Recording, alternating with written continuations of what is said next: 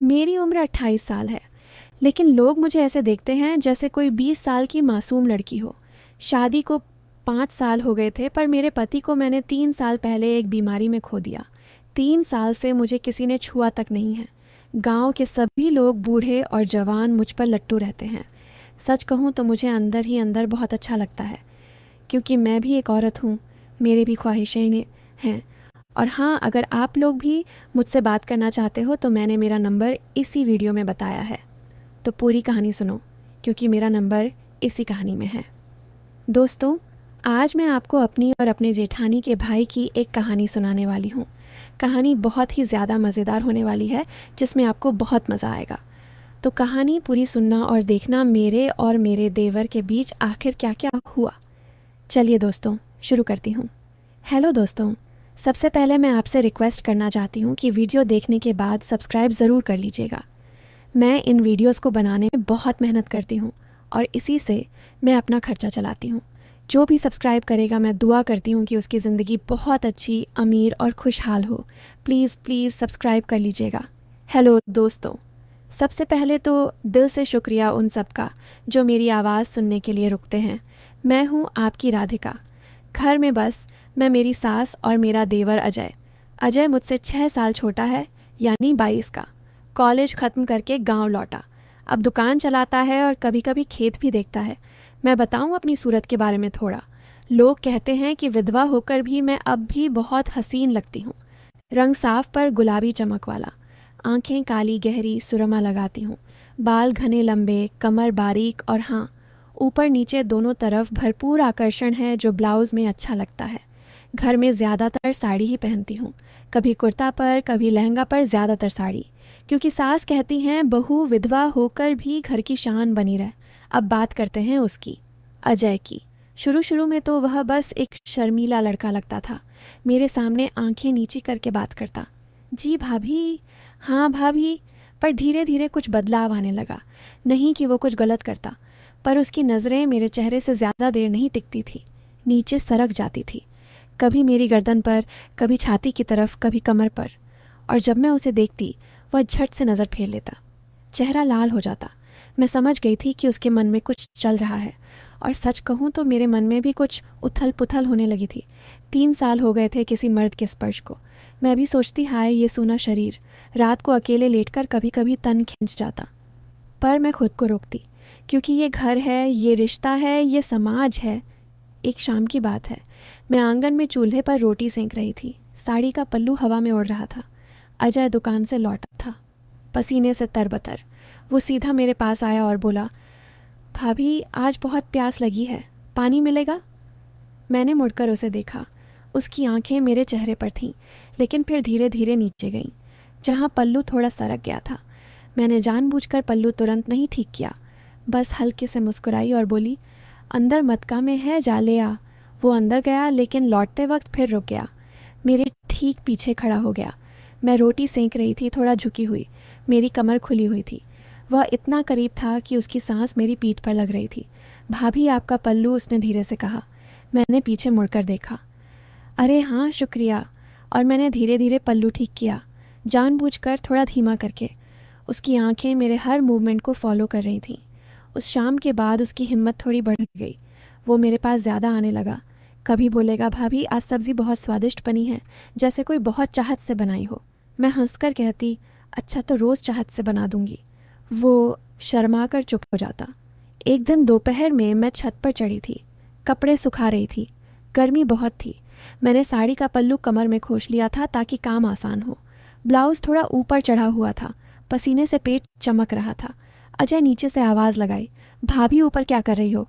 मैंने झुककर नीचे देखा, कपड़े सुखा रही हूँ। वो बोला, मैं भी आऊँ, मदद कर दूँ? मैंने हंसकर कहा, आ जा। वो चढ़ आया। हम दोनों साथ में कपड़े टांगने लगे। कई बार उसके हाथ मेरे हाथ से टकराए, कई बार उसकी कोहनी मेरी कमर को छू गई। मैं चुप रही।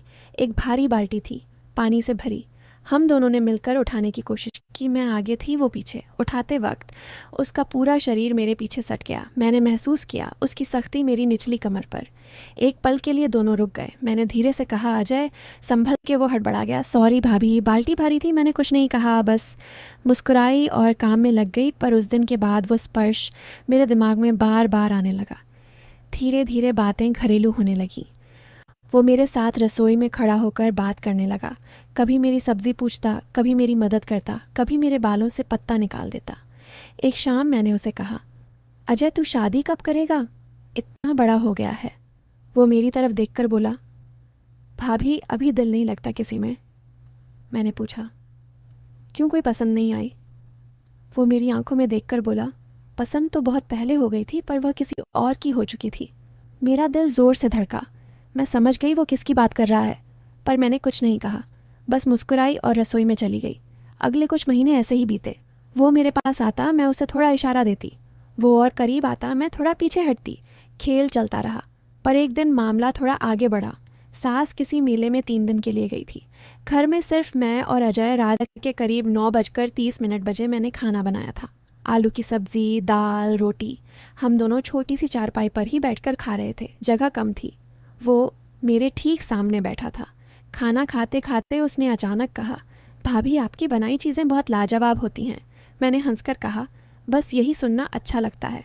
वो बोला, नहीं भाभी, सच में आप जहाँ हाथ लगाती हो वहाँ जादू हो जाता है। मैंने नज़रें मिलाईं। जादू मतलब? वो शर्माया।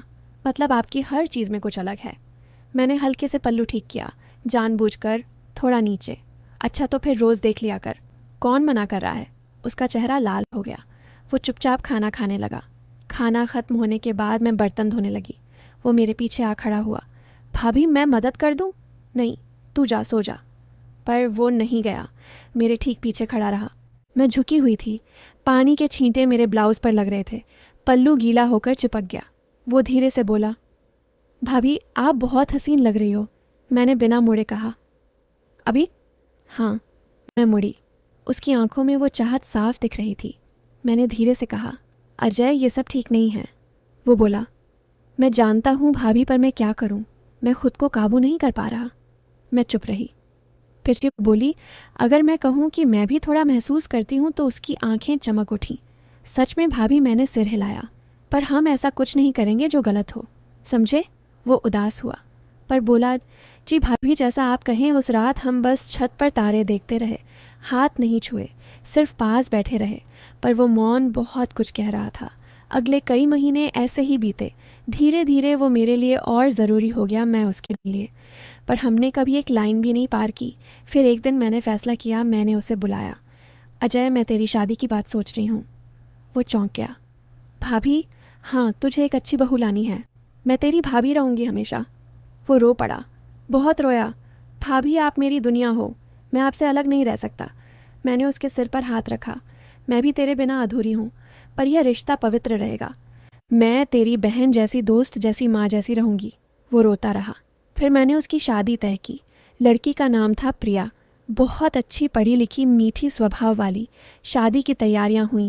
मैंने खुद उसके लिए कुर्ता चुना, जूते देखे, सगाई की चीज़ें देखी। शादी के दिन मैंने उसे तिलक लगाया। उसके माथे पर हाथ रखकर कहा, हमेशा खुश रहना, तेरी खुशी मेरी खुशी है। वो मेरी आंखों में देखकर बोला, भाभी आपने मुझे सिखाया कि सच्चा प्यार रोकने में भी होता है। आपको मैं ज़िंदगी भर नहीं भूलूंगा। आज वह अपनी पत्नी के साथ खुश है। मैं वही पुरानी राधिका हूँ, घर की बहू, सास की सेवा करने वाली, देवर की भाभी। पर कभी कभी रात को जब तारे चमकते हैं, मैं छत पर अकेली बैठ जाती हूँ। सोचती हूँ कि वह सारे इशारे, वह नज़रें, वह करीबियाँ, सब एक बहुत खूबसूरत सपना था